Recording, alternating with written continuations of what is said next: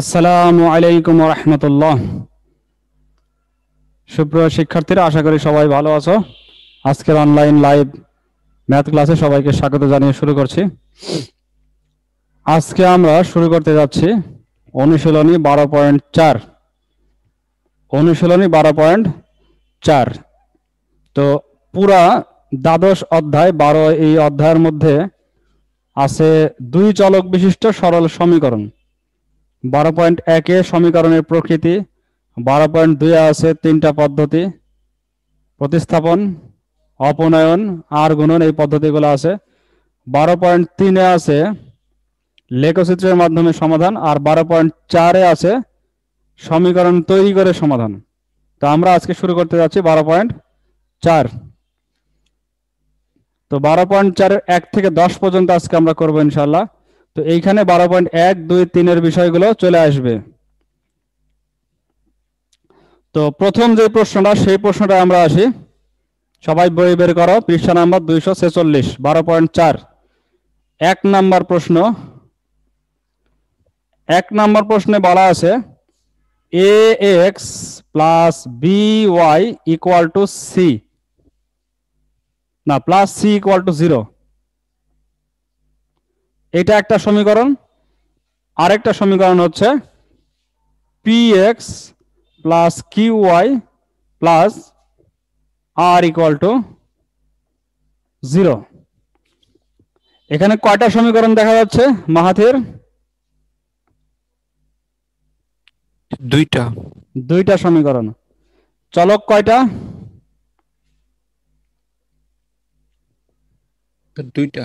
চলকও দুইটা, এক্স আর ওয়াই, এই দুইটা হচ্ছে চলক। চলকও দুইটা, সমীকরণও দুইটা। তো সমীকরণ চলকের পাওয়ার কত করে আছে? সর্বোচ্চ পাওয়ার এক এক করে, এক্স এর পাওয়ার 1, ওয়াই এর পাওয়ার 1। এই জন্য এটাকে বলা হয় দুই চলক বিশিষ্ট সরল সহ সমীকরণ। দুই চলক বিশিষ্ট তার মানে চলক দুইটা, সরল মানে পাওয়ার হচ্ছে 1, আর সহ মানে কয়টা সমীকরণ? দুইটা সমীকরণ। তাহলে দুই চলক বিশিষ্ট সরল সহ সমীকরণ। তো প্রথম অধ্যায় যেটা ছিল, প্রথম পরিচ্ছেদ যেটা ছিল অনুশীলনী 12.1, এইখানে ছিল মূলত দুইটা চলক বিশিষ্ট সরল সহ সমীকরণের সমাধান যোগ্যতা বা নির্ভরশীলতা বা হচ্ছে তাদের সামঞ্জস্যতা, এই সম্পর্কে আলোচনা ছিল। তো 1 নম্বর প্রশ্ন করা আছে যে এই যে দুইটা সমীকরণ দেওয়া আছে, এই দুইটা সমীকরণ জোটটি সমঞ্জস ও পরস্পর অনির্ভরশীল হবে কোন শর্তে?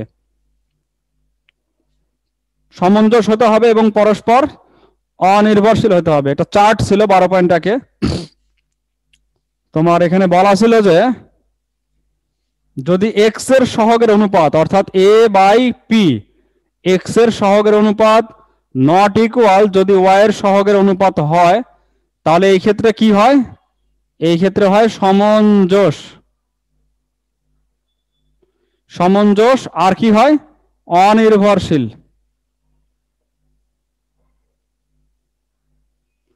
আর সমাধান কয়টা থাকে? সমাধান থাকে একটি সমাধান। আমরা যেটা করেছিলাম সেটা হচ্ছে a1/a2, b1/b2, c1/c2 এভাবে করেছিলাম। আর এখানে অন্য মান দেওয়া আছে।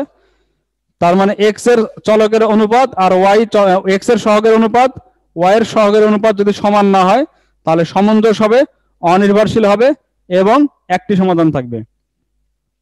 যদি এই দুইটা সমান হয় এবং তৃতীয়টাও যদি সমান হয়, এই দুটাও সমান এবং সি বাই আর ওটাও সমান, তিনটাই সমান যদি হয়, তাহলে হবে সমঞ্জস নির্ভরশীল সমাধান অসংখ্য। সমঞ্জস নির্ভরশীল সমাধান অসংখ্য।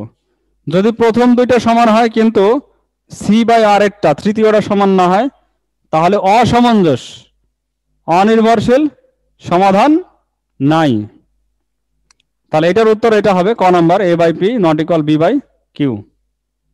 আশা করি বুঝতে পারছো, ক্লিয়ার হয়েছে। নাহলে আবার 12.1টা একটু দেখবে চার্টটা, তাহলে বুঝতে পারবে।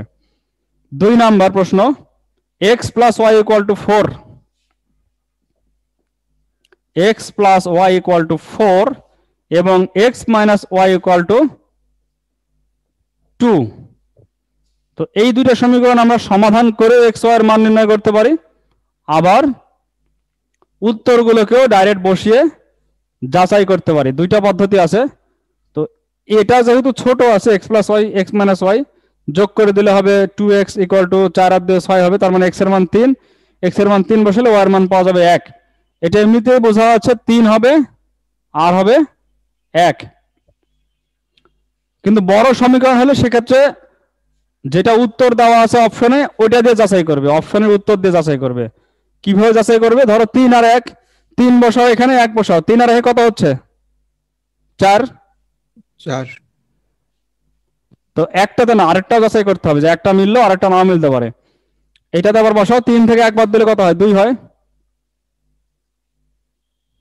একটাতে না হলে আরেকটা আছে তোমার, এখানে 1 3 আছে, 1 3 দিয়ে দেখো, 1 3 দিয়ে 4 হবে, ঠিক আছে, কিন্তু 1 থেকে 3 বাদ দিলে 2 হয় না, -2 হয়, ওটা মিলবে না। 2 4 দিয়ে মিলবে না, 2 4 তো 6 হয়, 2 4 তো এখানে 4 লেখা আছে, মিলবে না। তো এটাই সবচেয়ে ভালো পদ্ধতি যে যেটা মান দেওয়া আছে সেটাতে মিলাবে নৈবেদ্যিকের ক্ষেত্রে। 4 নাম্বার প্রশ্ন হচ্ছে, 3 নাম্বার প্রশ্ন,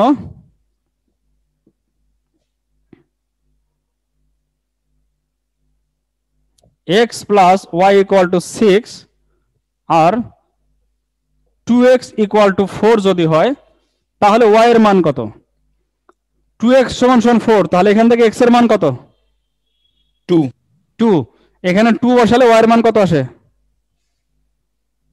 4 4। x এর মান 2, y এর মান 4, তাহলে এটাই আমাদের অ্যান্সার যে y এর মান হচ্ছে 4।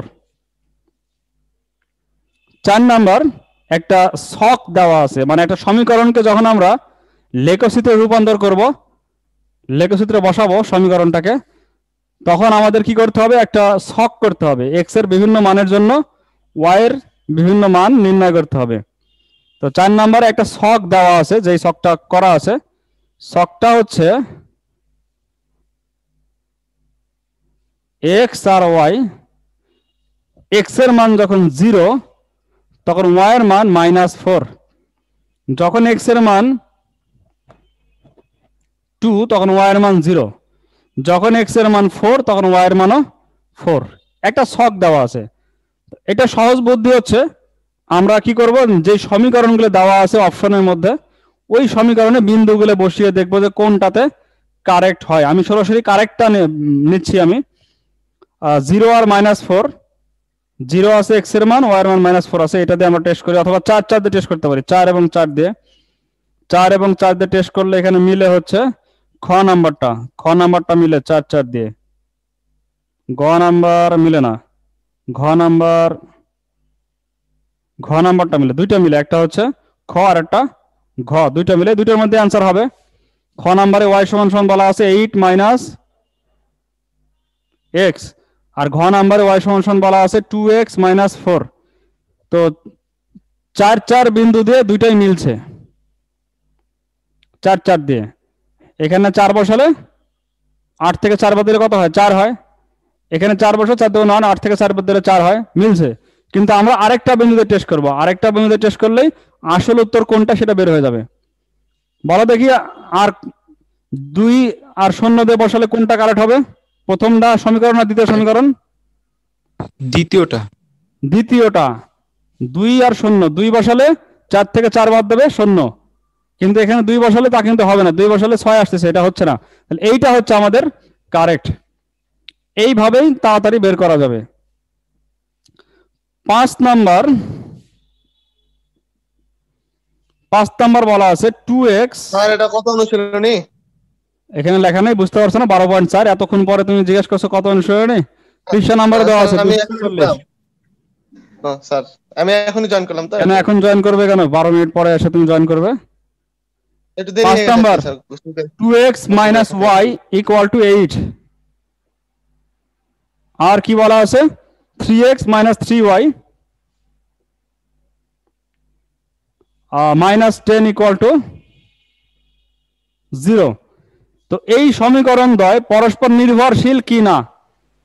আচ্ছা, একজন বলো দেখি, আমির হামজা বলো তো, পরস্পর নির্ভরশীল এরা নাকি নির্ভরশীল না?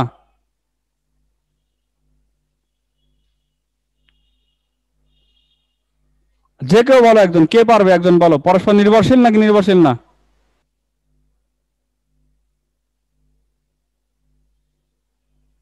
কেউ বুঝছে না। নির্ভরশীল চলক। নির্ভরশীল কিভাবে? কারণ স্যার এখানে দুইটা মানে ওটাকে কি করতে হবে জানো? এক্স এর সহগের অনুপাত করতে হবে 2/3। তারপরে ওয়াই এর সহগের অনুপাত কত হয়? 1/3। তারপরে ধ্রুবপদের অনুপাত, এটা এই পাশে নিয়ে আসলে -8 হয়। এটা মূলত কিন্তু -8 = 0 হবে। তো -8 কে 10 দিয়ে ভাগ করো, তাহলে কত হচ্ছে? 4/5। 4/5। এরা কি কেউ সমান? না স্যার। কেউ সমান না হলে কি হবে? অনির্ভরশীল। কেউ সমান নয়, এই জন্য হবে কি? অনির্ভরশীল। তাহলে পরস্পর নির্ভরশীল এই কথাটাই তো ভুল, প্রথমটাই ভুল। পরস্পর সমঞ্জস, সমঞ্জস ঠিক আছে, নট ইকুয়াল হলে তো সমঞ্জস হয়, আমরা সেই 1 নম্বরে দেখলাম নট ইকুয়াল হলে সমঞ্জস হয়। সব ইকুয়াল হলেও সমঞ্জস হয়, শুধুমাত্র এটা ইকুয়াল কিন্তু এটা ইকুয়াল না, তখন অসমঞ্জস হয়। এর কোনো সমাধান নেই, এই কথাটাও কিন্তু ভুল। যেহেতু অনির্ভরশীল এবং এর সমঞ্জস, সমাধান একটা আছে। কয়টা সমাধান আছে? একটা একটা করে। তাহলে এখানে অপশন শুধুমাত্র 2 নাম্বারটা সঠিক, শুধুমাত্র 2 নাম্বার সঠিক, পরস্পর সমঞ্জস, একটা মাত্র অপশন সঠিক, 2 নাম্বার। এরপরে আসতেছি আমরা 7 নাম্বার।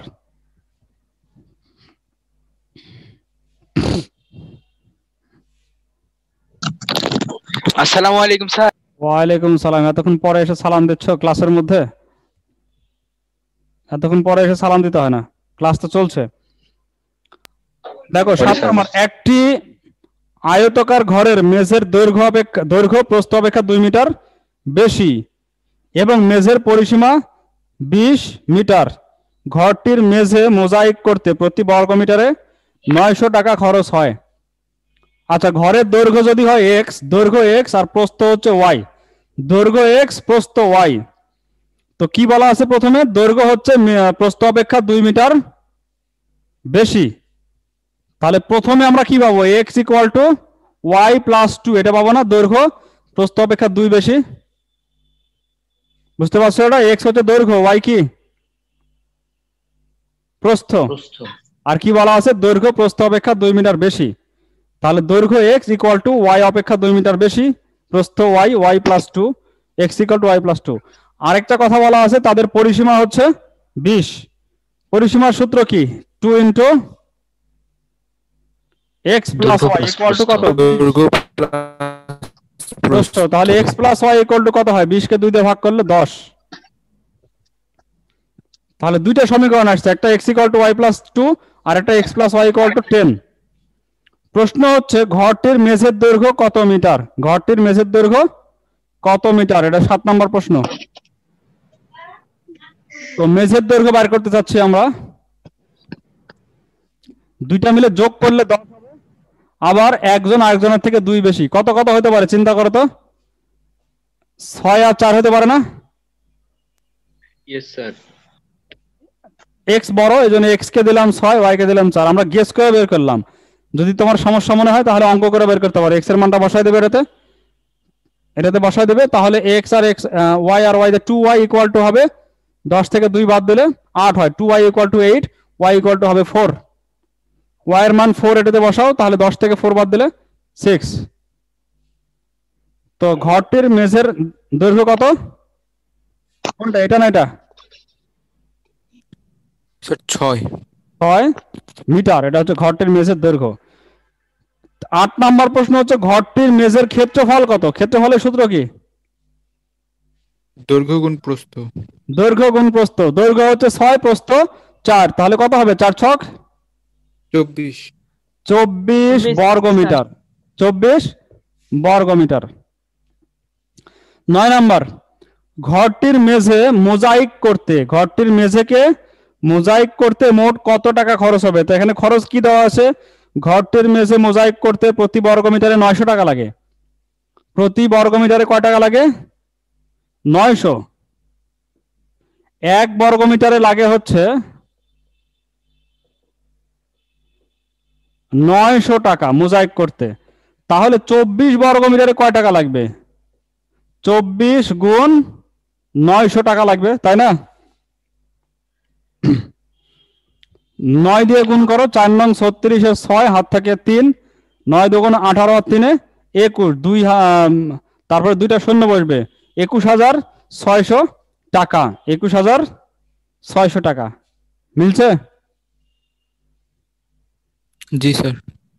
তাহলে 1 থেকে 9 পর্যন্ত এই নৈবেত্তিক গুলো আমরা করলাম প্রথমে। এখন আমরা 10 নম্বর অঙ্ক করব। তো যদি এখনো কারো কোনো প্রবলেম থাকে 1 থেকে 9 পর্যন্ত কোনো একটাতে, তার বলতে পারো। 2 মিনিট টাইম দিলাম। 1 থেকে 9 পর্যন্ত সবগুলো বুঝতে পারছো কিনা? না পারলে নির্দিষ্ট নাম্বারটা বলো, আরেকবার বুঝাই দেবো। এক নাম্বারটা 1 নাম্বারটা হচ্ছে যে তোমার যে কোনো দুইটা সমীকরণ তাদেরকে সমঞ্জস কিনা, অসমঞ্জস কিনা, নির্ভরশীল কিনা, এটা দেখার জন্য কি করতে হয়? এক্স এর সহগের অনুপাত a1/a2 বার করতে হয়, ওয়াই এর সহগের অনুপাত b1/b2 বার করতে হয়, তারপরে ধ্রুবপদের অনুপাত c1/c2 বার করতে হয়। তো যদি এই দুইটা অসমান হয়, আর এটার সাথে কোনো সম্পর্ক নাই, এই দুটো অসমান হয়, তাহলে পরস্পর অনির্ভরশীল, সমঞ্জস, আর একটি সমাধান আছে। চার্ট দেখো তাহলে পাওয়া যাবে 12.1 আছে। আর যদি এই দুটো সমান হয় এবং তার সাথে এটাও সমান হয়, তাহলে পরস্পর নির্ভরশীল, সমাধান, অসংখ্য এবং সমঞ্জস। কিন্তু যদি এটা অসমান হয় তাহলে সমাধান নাই, তারপরে অনির্ভরশীল, আর হচ্ছে অসমঞ্জস। সবগুলো অসমঞ্জস, অনির্ভরশীল, সমাধান নাই। প্রথমটা সমান, পরেরটা সমান না। তো এই হিসাবে এটাতে 1 নম্বরের উত্তর আসে a/p নট ইকুয়াল b/q, যেহেতু বলেছে সমঞ্জস এবং পরস্পর অনির্ভরশীল।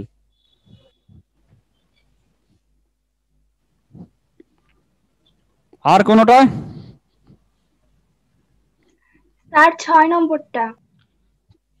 6 নম্বরও একই বিষয়, দুইটা সমীকরণ দেওয়া আছে, তোমাকে বের করতে হবে যে এক্স এর সহগের অনুপাত কত।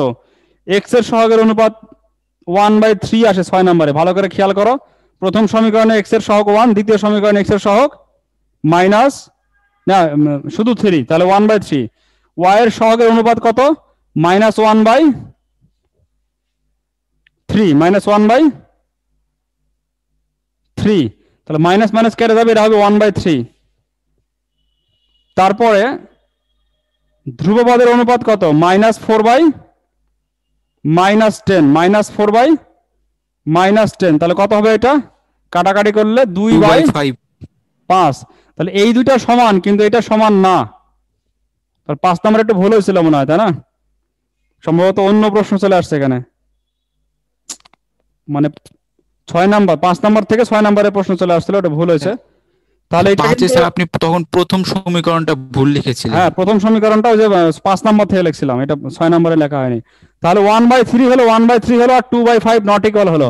এই দুটো সমান, কিন্তু এটা সমান নয়। তাহলে কি হবে? সবগুলো অনির্ভরশীল। তারপরে কি? অসমঞ্জস, সমঞ্জস, সবগুলো সমঞ্জস। এবং সমাধান নাই, সমাধান নেই, সবগুলো মানে নেগেটিভ। তাহলে এখানে উত্তর হবে পরস্পর নির্ভরশীলটা ভুল, বাদ বাকি পরস্পর সমঞ্জস এটাও ভুল। এর কোনো সমাধান নেই, এটা ঠিক আছে, এর কোনো সমাধান নেই। অর্থাৎ শুধু 3 নাম্বারটা সঠিক। আগে বলছিলাম 2 নাম্বার, এটা ভুল হয়েছিল। শুধুমাত্র 3 নাম্বারটা সঠিক। ক্লিয়ার? বুঝতে পারছো? আর আরেকটু প্রবলেম থাকলে তুমি 12.1 অধ্যায় খুলো, ওখানে একটা চার্ট আছে, চার্টটা খেয়াল করলে বুঝতে পারবে। এখন আমরা আসতেছি আমাদের এই অধ্যায়ের মূল অঙ্কে, 10 নম্বর অঙ্ক। এটা আমরা আজকে করব, আর পরবর্তীগুলো আগামীতে করার চেষ্টা করবো ইনশাল্লাহ। এখানে কি বলা আছে? কোন ভগ্নাংশের লব এবং হরের প্রত্যেকটির সাথে 1 যোগ করলে ভগ্নাংশ 4/5 হয়। এটা একটা শর্ত দেওয়া আছে যে কোন একটা ভগ্নাংশ, যে কোনো একটা ভগ্নাংশ, তার লব এবং হর দুজনের সাথে যদি 1 যোগ করা হয় তাহলে ভগ্নাংশটি কি দাঁড়ায়? 4/5 হয়। আবার যদি আমরা আরেক রকম কাজ করি, সেটা হচ্ছে লব এবং হরের প্রত্যেকটি থেকে 5 বিয়োগ করি, তাহলে ভগ্নাংশ হয় 1/2। তাহলে এখানে কয়টা শর্ত দেওয়া আছে? 2টা শর্ত দেওয়া আছে, 2টা শর্ত থেকে 2টা সমীকরণ আসবে। তো তার আগে আমরা কি করব? তার আগে আমরা এই ভগ্নাংশটাকে ধরে নিব। হ্যাঁ, লব আর হরকে ধরে নিব। অর্থাৎ ভগ্নাংশটা ধরলেও হবে, লব আর হরকে ধরলেও হবে। ধরি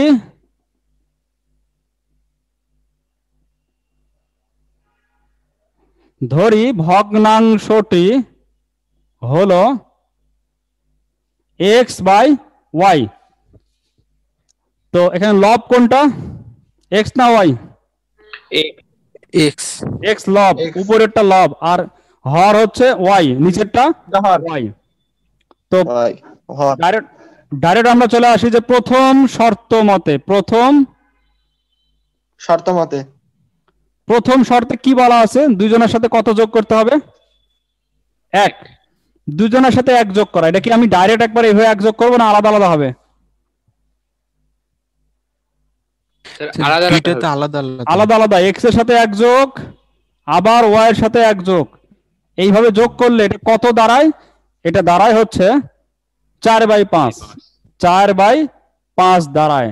তাহলে এইটা একটা প্রথম শর্ত মতে সমীকরণটা আসলো, আমরা এটাকে পূর্ণ করি। 5 দিয়ে গুণ করো, তাহলে 5x + 5 = 4y + 4। এক সাইডে নিয়ে আসো, তাহলে 5x - 4y, আর 4 থেকে 4 বাদ দিলে 1 হয়, সমান সমান 0। এটা আমাদের 1 নাম্বার সমীকরণ চলে আসছে। একইভাবে আরেকটা শর্ত বলা আছে যে আবার যদি অন্য কিছু করা হয়, দ্বিতীয় শর্ত মতে যে সমীকরণটা ছিল, এবার কি করা হবে? উভয়ের কাছ থেকে কত বিয়োগ করা হবে? 5 বিয়োগ করা হবে। তাহলে এক্স এর কাছ থেকেও 5 বিয়োগ করলাম, ওয়াই এর কাছ থেকেও 5 বিয়োগ করলাম। এখন কত দাঁড়ালো? 1/2 দাঁড়ালো, 1/2 এর সমান। এখান থেকে আমরা সমীকরণটাকে সমাধান সরল করি। 2 দিয়ে গুণ করো, তাহলে 2x - 10 = y - 5। তাহলে এখান থেকে আসবে হচ্ছে 2x - y - 5 = 0।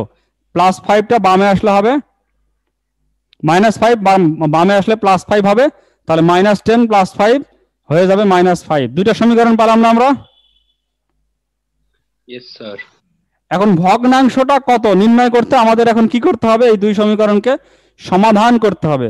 তো দুই সমীকরণকে সমাধানের জন্য 4টা পদ্ধতি আছে। যদি পরীক্ষাতে নির্দিষ্ট করে দেয় যে এই পদ্ধতিতে করো, তাহলে তোমাকে ওই পদ্ধতিতে করতে হবে। আর যদি নির্দিষ্ট না করে দেয়, তাহলে কোনো সমস্যা নেই, তুমি যে কোনো পদ্ধতিতে করতে পারো। যেমন সৃজনশীল নাম্বার 19-এ বলে দেওয়া আছে আর গুণন পদ্ধতিতে সমাধান করো। এরকম ভাবে যদি পরীক্ষায় সৃজনশীলের মধ্যে বলে দেয় যে এই পদ্ধতিতে সমাধান করতে হবে, তখন কিন্তু ওই পদ্ধতিতেই সমাধান করতে হবে। ক্লিয়ার? জি স্যার। তাহলে আমরা এখন কোন পদ্ধতিতে সমাধান করব? সবচাইতে তোমাদের কাছে কঠিন লাগে কোনটা, সেই পদ্ধতিতে সমাধান করি।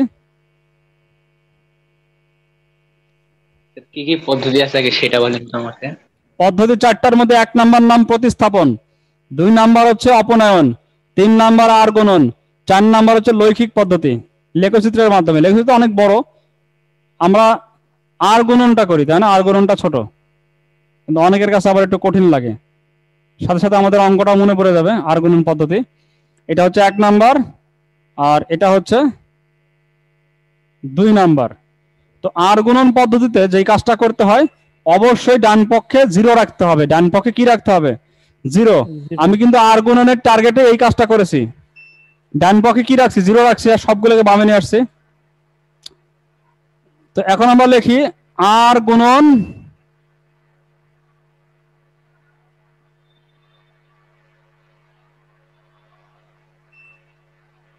পদ্ধতিতে। আর গুণন পদ্ধতিতে হচ্ছে x divided by y divided by আর হচ্ছে 1 ডিভাইডেড বাই, তিনটা কাজ করতে হয়, x divided by, y divided by আর 1 ডিভাইডেড বাই। x যখন বাই, তখন x এরটা বাদ, গুণ করতে হবে উপর থেকে নিচ, নিচ থেকে উপর। -4 আর -5 গুণ করলে হয় 20 প্লাস 20, সূত্রের মাইনাস, এখানে -1 এখানে 1, -1 আর +1 -1, কিন্তু সূত্রের মাইনাসের কারণে +1 হয়ে যাবে, এটা +1। আমি একবারে করতেছি, তো তোমাদের এর আগে করানো হয়েছে আর গুণন।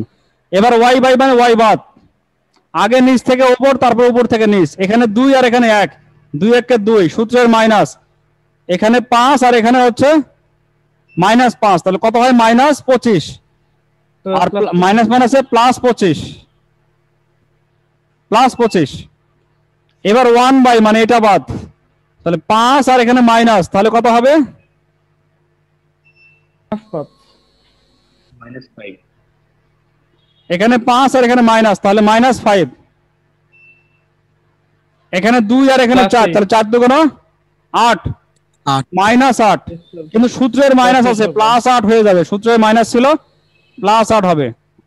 এটা তোমরা একটু প্র্যাকটিস করবে। তোমরা এই পদ্ধতি না পারলে অপনয়ন পদ্ধতিতেও করতে পারো বা অন্য কোনো পদ্ধতিতেও করতে পারো। তাহলে x/21 = y/27 = 1/3। 3 দিয়ে সবাইকে ভাগ করলে হয় x/7 y/9 = 1। তাহলে x এর মান কত? 7, y এর মান 9। x এর মান 7, y এর মান 9। ঠিক আছে, x এর মান 7, y এর মান 9। তাহলে ভগ্নাংশটি কি হবে? 7/9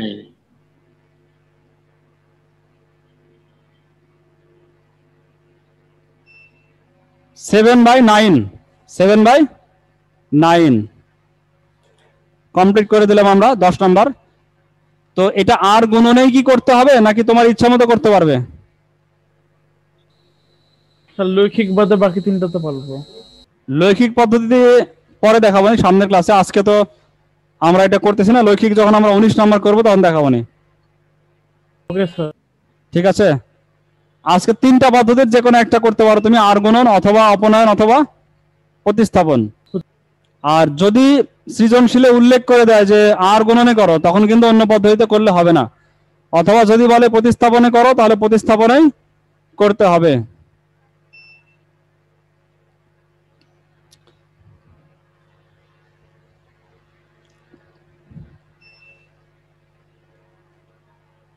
তো বিদ্যুতের অবস্থা ভালো না, আসলো মনে হয় বিদ্যুৎ।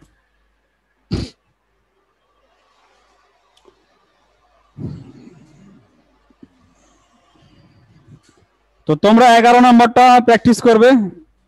তোমাদেরকে 11 নাম্বার প্র্যাকটিস দিলাম, ঠিক আছে? এটা প্র্যাকটিস করবে 11 নাম্বার। একটা ভগ্নাংশ ধরে নেবে x/y, তারপরে দেখো যা বলা আছে, যে যার সাথে যেটা বিয়োগ যোগ বলা আছে, এভাবে করো, চলে আসবে। এবং সবাই চেষ্টা করবে আর গুণন পদ্ধতিতে সমাধান করার। কোন পদ্ধতিতে সমাধান করার চেষ্টা করবে? আর গুণন। আর গুণন, কারণ এটা বেশি আসে। আর গুণনটা সবচেয়ে, ওটাই সোজা স্যার, ওটাই সবচেয়ে সোজা। হ্যাঁ, যে এরকম ভাবে অঙ্ক করতে হবে আর গুণন।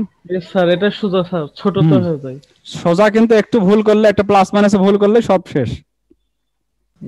ঠিক আছে, আজকে এই পর্যন্তই। আবার আগামী ক্লাসে দেখা হবে ইনশাআল্লাহ। আসসালামু আলাইকুম ওয়া রাহমাতুল্লাহি ওয়া বারাকাতুহু। ওয়ালাইকুম আসসালাম। আসসালামু আলাইকুম স্যার।